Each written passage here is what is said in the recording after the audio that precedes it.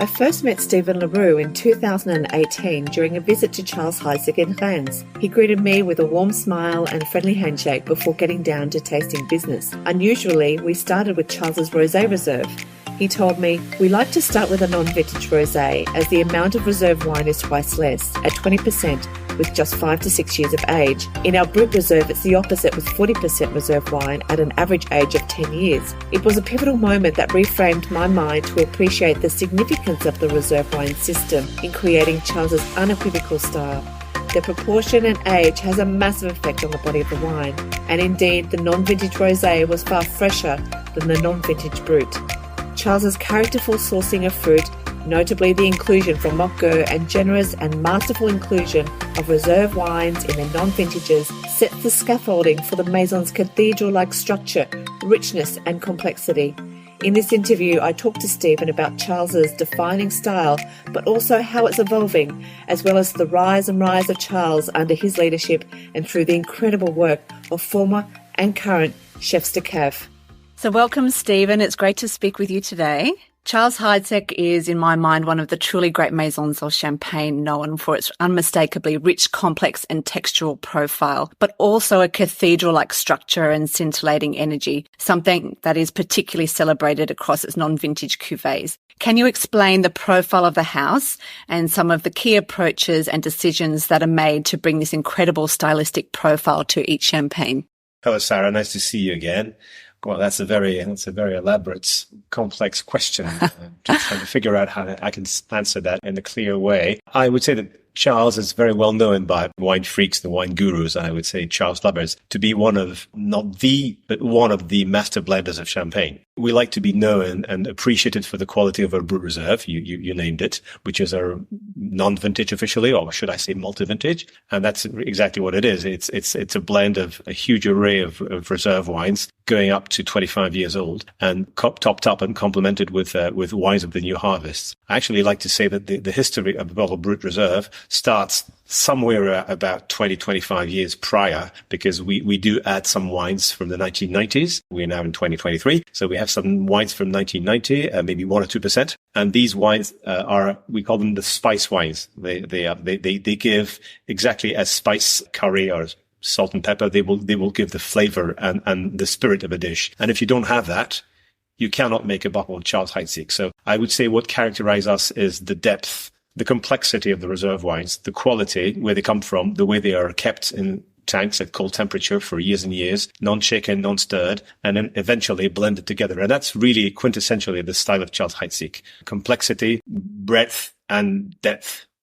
So over the past decade or more, we've seen this incredible resurgence of Charles having been relegated to a lesser priority under its former owners. It's been elevated to a position that it deserves under your leadership, but also through the talent and vision of its chef de caves. And you mentioned previously to me that under those dark former days, Charles had a hopeless distribution network, which resulted in surplus stock. But in a way, it has proved fortuitous for the company's resurgence, repositioning its brand with clear stylistic difference, particularly in the non-vintage category. And obviously there's been a massive increase in sales since then, which has resulted in you tapping into some of those older wines in your library. So I'm just wondering, there's been more supply pressure, and how challenging has it been for the Maison to retain that anticipated style that customers love so much? That was a short question, Sarah. Apologies. In a nutshell, trying to be clear and concise, we did belong for years and years to a French company called unequivocal, and no criticism. That's what that the shareholders probably were focusing on cognac. So as a matter of fact, the sales of champagne, not just for Charles but the other portfolio, sort of went down. As far as Charles is concerned, it went down by 93%, which is a bit of a hiccup. So when Monsieur Discours bought the company in 2011, the sales worldwide were about 20,000 cases of 9 liters, having been in the area of probably 350, 400,000 cases 30 years before. So Charles was at one stage the top 3 or 4 champagne house in volume. That's sounds a bit bizarre. It's a long time ago. But anyway, we came down to almost zero. And thank God the EPI group led by Christopher Descours are really focused on quality products and quality wineries. And Mr. Descours himself is a wine freak. You know, he's the owner of Bioli Santi, and more recently he acquired Isole et Olena. So, you know, he's focused on super, super high quality wines. And yes, of course, when the company were, you know, hit this very low level of sales, we did have a lot of reserve wines. We had stocks of vintage that we had not been sold, like the 95, for example. There was years of stock of 95 untouched. So basically, we put up a network of people who were passionate and focused on wine from the head office, including all my teams. And then, of course, all around the world, step by step, appointing distributors who were ready to embark the quality and the differentiation of Charles. So step by step, our sales started to creep up again. And then if we were hit indeed by the question of reviewing our stocks, fighting for new grapes to be able to bottle more. And what I can tell you is, for example, in 2020, in the midst of COVID, our sales did go down quite a bit, but we bottled 3 times the level of our sales in 2020. Some houses, I won't mention name, were ready to buy significantly less grapes. Well, we decided to bottle 3 times more our sales. And recent years, post-COVID, 21, 22, the bottling versus our sales is also between 30 and 50% more. So we are equipping ourselves in order to gear up, but we will gear up in volumes and sales only if we have the reserves in the cellars. That's crucial. So reserves come first, because I think, you know, reserves have obviously been, you know, I guess part of the DNA of your style with the non-vintage blend. And it sort of ties into my next question, because we've sort of seen a little bit of a change under Cyril Brom toward the concept of oak, obviously. And I know you don't normally talk about oak in your champagne wines because it really doesn't define your champagne wines, but it is an added level of complexity that I know you've introduced because you've had such a demand for the champagne, and it's looking for avenues and how you can add that sort of texture and richness to your champagnes to preserve the style. So I'm wondering if you could talk us through some of those ideas and really what the vision was and where you see it is today. You mentioned a key word for Charles. It's texture. And texture is something that you can achieve through years and years and years of contacts on lees. You can also achieve texture through different ways, and barrel fermentation is one of the ways to add texture. Indeed, and I'm speaking very honestly, I'm not a bullshit guy, as you know, Sarah.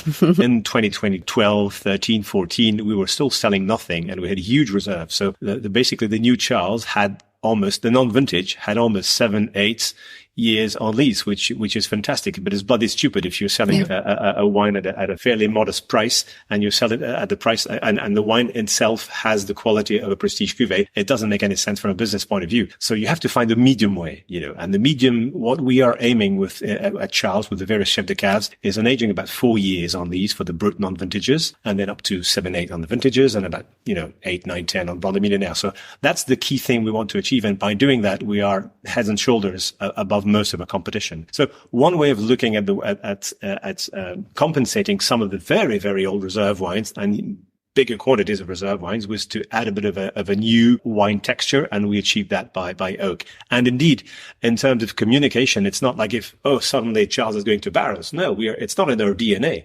We were probably one of the first champagne houses to abandon oak 50, 60 years ago, when one modern winemaking arrayed. But then we decided to use oak again, a bit like a spice. We're talking about reserve wines as spice.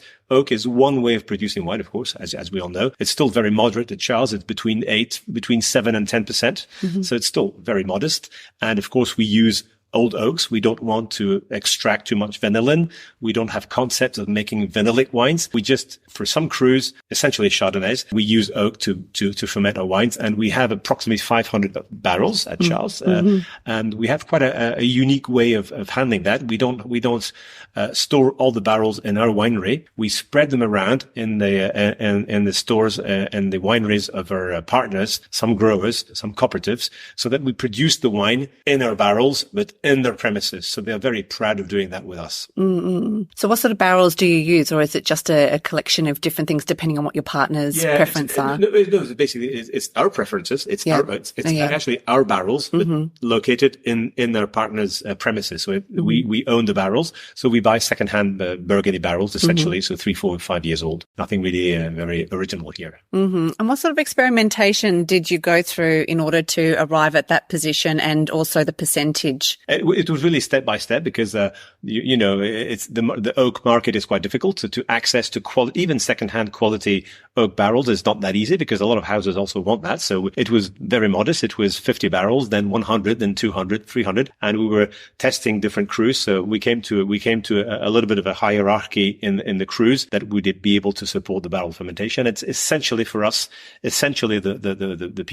Chardonnays and a little bit of Pinot, particularly in Avenay. Okay, that's really interesting. Recently, I had the privilege of tasting an incredible lineup of Charles Heidsieck vintage champagnes in Australia, 2006, 12, 13 and 2008. In that order, seen through the lens of warmer versus cooler, more classically structured vintages. And I've also tasted some very old bottles of the Maison Cave going back to the 70s, which were just incredible and I think really solidifies Charles Heidsieck's position as wines with massive propensity to age. Can you talk us through what you think gives Charles that almost life-defying ability to age with grace, but also convincing freshness, because that freshness is unwavering? I think when it comes to the non-vintage or the multi-vintage, the freshness comes from the quality of the reserve wines. Of course, we have a huge quantity, which varies between 40 and 52, 53%, depending on the harvests. Used to be 25, 30, and it's creeped up to at least 40. And in the recent years, it's been mingling around between 40, 45, up to 52. It might be 40 again if the years decide that the maturity is such that, we should only use less reserve wine. But the quality of the reserve, the way we keep them, small tanks, cru by cru, sometimes plot by plot, cold temperature, not touched, makes them stay very fresh and healthy. That's, I think, the key thing for the Brut Reserve. As far as vintages is concerned, I would say, again, very scarce selection of the crus and the parcels, because vintage for Charles only comes as a second priority. As we've discussed previously, we every harvest, we try to refill at the maximum level the reserve wines. Like, for example, in some years, of course, like 2002, which happened after 2001, which was not very good vintage at all. A lot of champagne houses decided to vintage 2002. Well, we didn't, because we needed a lot of reserve wines. So in a vintage, which was supposed to be very sexy and glamorous, we said, okay, we're not going to produce a vintage because we need to be plentiful on the reserve wine. So as a consequence, once we achieve the vintage level, you can be sure that there's going to be fantastic quality because we've put enough on the reserve side.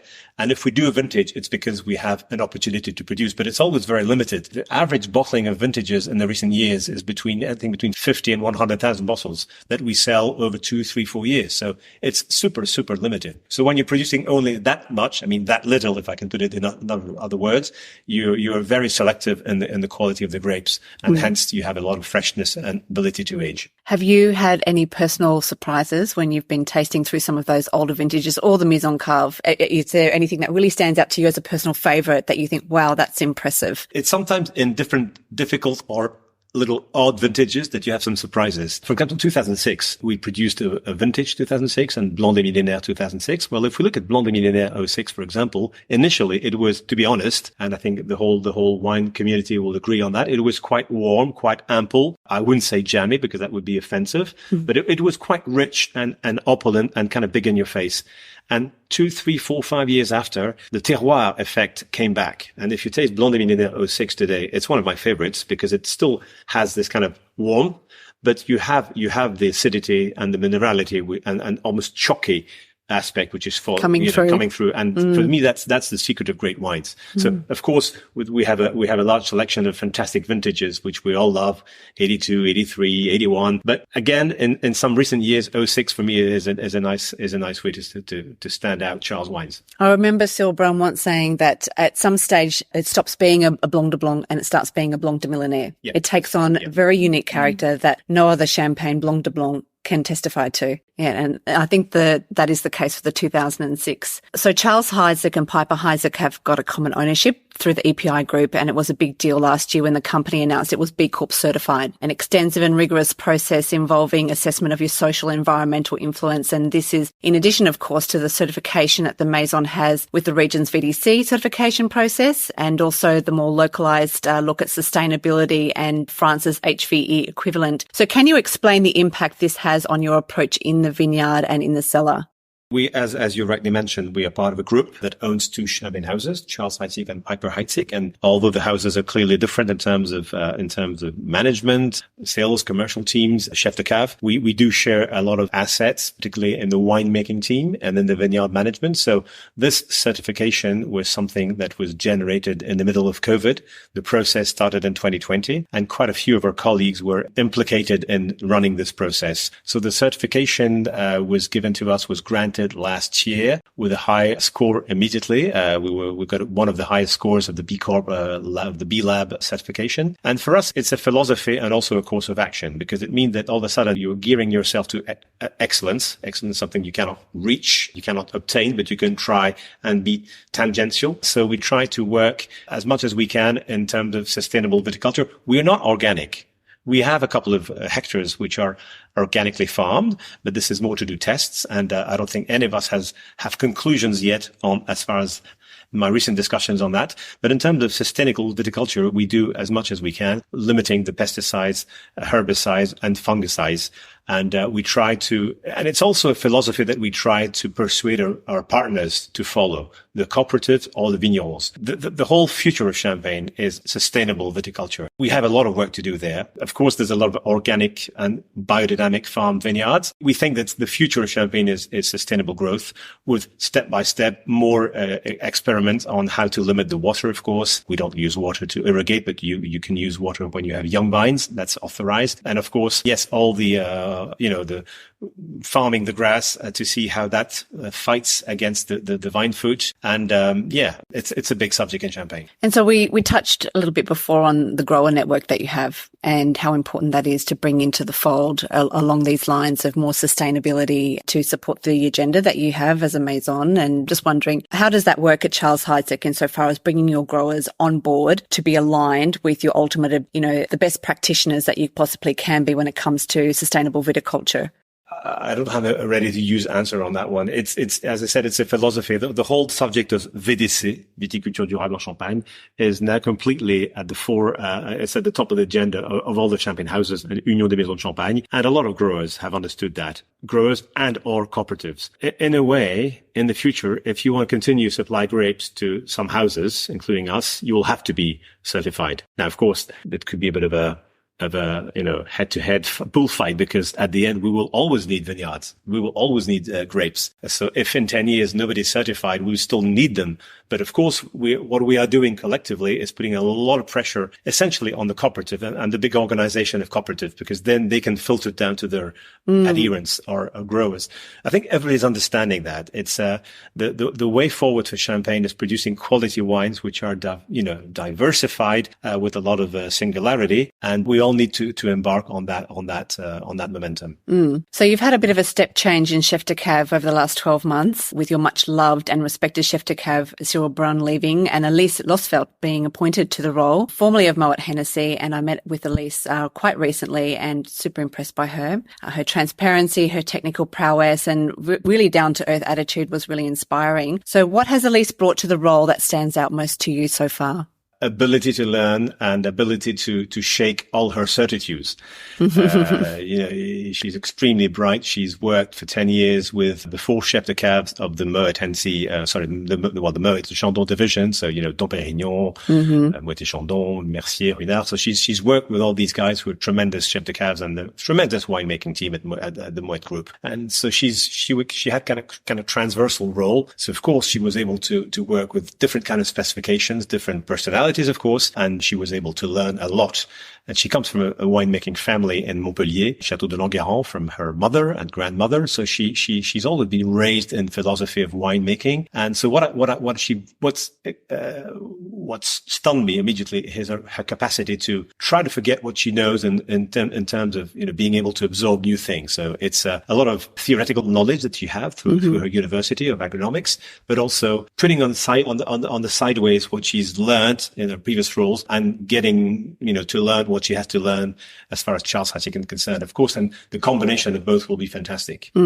How do you see her forging her own path here? Has she set her eyes on anything in particular that you can tell us about? I think she's passionate about fermentation and controlling the fermentations, but she will talk to you about that herself. So yes, she's been really passionate about discovering the vignerons, the growers, the style of the wines, tasting years and years and years of Charles wines back in the 50s, back 60s to understand how the wines would have been made. Sometimes we don't have the trace of these wines any longer because it's been lost in translation. Most of them we have, of course.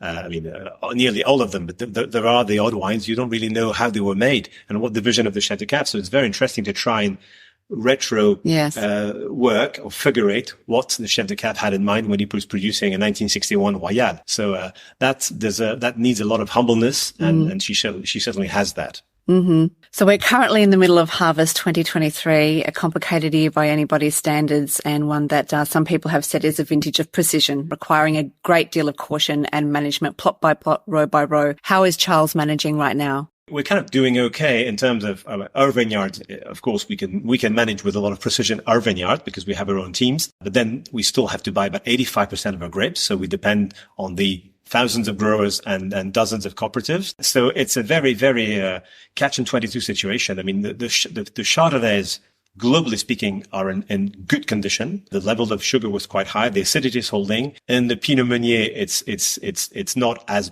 bad as some years like 2017, but it's not looking great. We have a lot of diversity with some in the same vineyards, some grapes which are ripe and some which are rotten within 2 yards difference. And it's a very big burden on the shoulders of the vignerons who've been, some of them doing some green harvesting a couple of months ago because they knew they would have a big harvest. And in the end, they're having low yields and the sugar level for some of them is not fantastic and the acidity is not holding great. So Pinot Noir and the Grand Cru are fairly okay. We tested with Elise a couple of days ago, well, actually last week in Ambonnay and Bouzy, some Pinot Noirs. Some of them were, and it was 35 degrees outside. So we were tasting some berries and they were really, it's boiling, you taste the berries, boiling hot. So how can you really assess if the wine still has the acidity or if it's not getting jammy? And there was big differences between the three plots that we tasted. So, but globally speaking, we're quite happy with Pinot Noirs. The Chardonnays are beautiful, as we've seen, particularly in the barrels. They're fantastic. Meunier is a bit more difficult, but we don't have we're only kind of over halfway the harvest. We still have quite a few days yet. So you said Chardonnay is looking particularly nice. Is that also outside of the Côte de Blanc?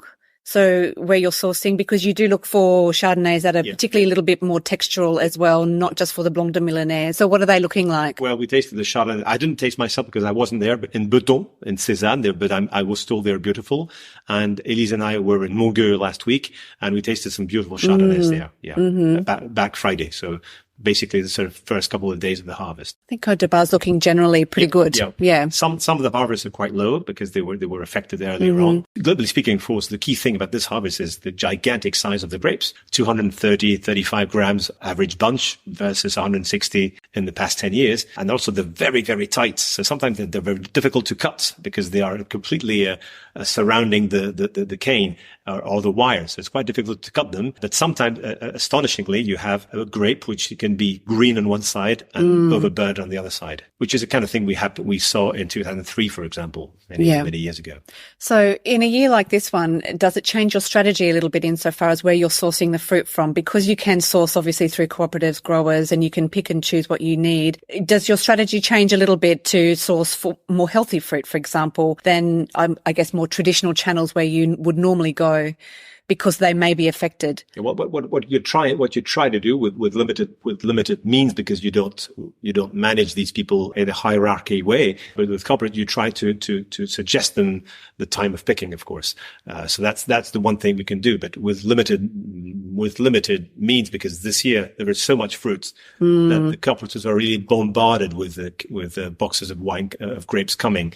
And it's difficult to really put pressure on the cooperatives if you're as small as Charles to tell them, oh, please pick, harvest tomorrow morning very early and press in the afternoon.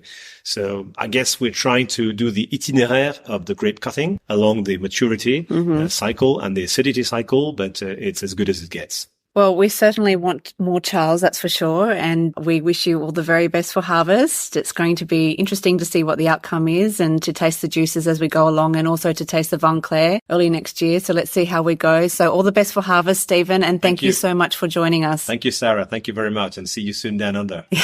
Thank you.